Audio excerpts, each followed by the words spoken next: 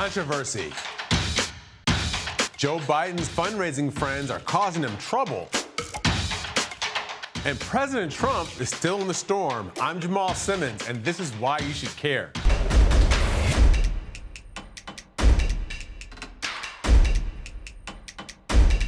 Joe Biden is having a tough week when it comes to fundraising. First, the AP discovered he was raising money from lobbyists. This story broke despite the fact that the former VP pledged to reject doing just that from day one of his campaign kickoff. But according to the report, the former vice president went to the home of a lobbying exec to raise campaign cash hours after his April announcement, where he accepted approximately $200,000 from employees of major lobbying firms. This came up right on the eve of last night's CNN Climate Town Hall. Biden seemed to be caught off guard by a questioner at the CNN Climate Forum. He asked about Biden raising money from the founder of Western LNG company, which just announced it was building an offshore terminal in Canada to export natural gas. Even though the story ran earlier in the day on The Intercept, Biden came off a little flat-footed. How can we trust you to hold these corporations and executives accountable for their crimes against humanity when we know that tomorrow you are holding a high-dollar fundraiser hosted by Andrew Goldman, a fossil fuel executive? He's not a fossil fuel executive, I'm told. He is not a fossil fuel executive. And the fact of the matter is that what we talk about is what are we going to do about those corporations? What have we done? And everywhere along the way. Here's why you should care. Joe Biden is the leading candidate for the Democrats, and his party has trended away from lobbyist donations and toward outsider candidates. These two stories might reinforce for some Democrats that the former vice president is still an establishment figure. Will he truly side up with the progressives in his party, or is he just trying to muscle his way through the primary? Democrats need big turnout from their base in next fall's election, and if Biden is the nominee, he's going to need to have the trust of that base and get them excited. Can he do it? Time will tell.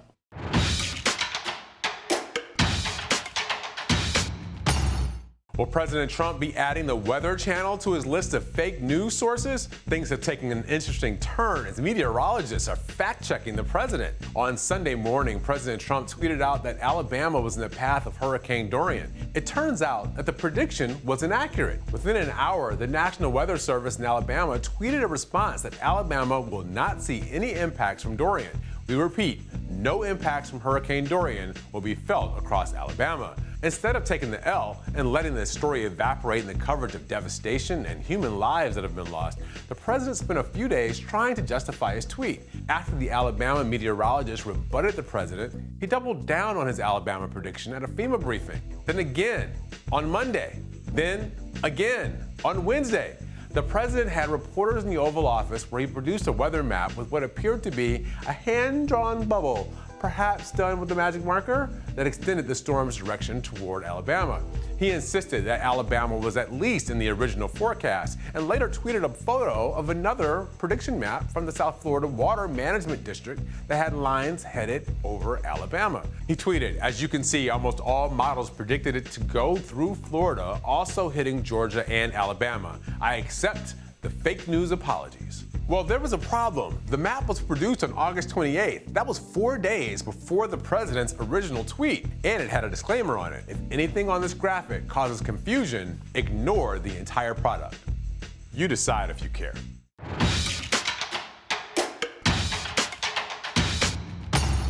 You might remember when President Trump proposed holding next year's G7 summit with world leaders at his Trump National Doral Resort in Miami. That invitation sparked the House Judiciary Committee into investigating whether President Trump is breaking the law by using his official office for personal benefit. Now there's a new controversy over Vice President Mike Pence's stay at a Trump hotel in Doonbeg, Ireland, even though it was 181 miles away from Pence's official meetings with the president of Ireland. Staying at that hotel required using taxpayer dollars to rent rooms for staff and Secret Service agents. When reporters asked Pence's chief of staff, Mark Short, why the VP stayed at the hotel, Short told reporters President Trump suggested it.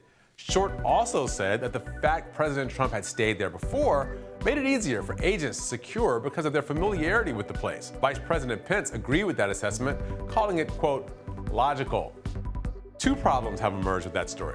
First, President Trump said he didn't have anything to do with Pence's decision to stay at the resort, forcing the vice president's staff to issue another statement more in line with the president's remarks. Second, former Secret Service agents deny the familiarity with the location make it easier to secure. As the former agents attest, each time they secure a place requires the same amount of effort, and they can secure any location at all. Here's why you should care. Unlike other presidents, Mr. Trump has not divested or set up a blind trust for himself or his personal businesses. When he stays at one of his commercial properties, taxpayers foot the bill for staff and security. According to the Department of Justice, U.S. government employees can't use their office for personal benefit. The regulation is 5 CFR 2635.702, and it states in part, an employee of the U.S. government shall not use his public office for his own private gain, for the endorsement of any product, service, or enterprise.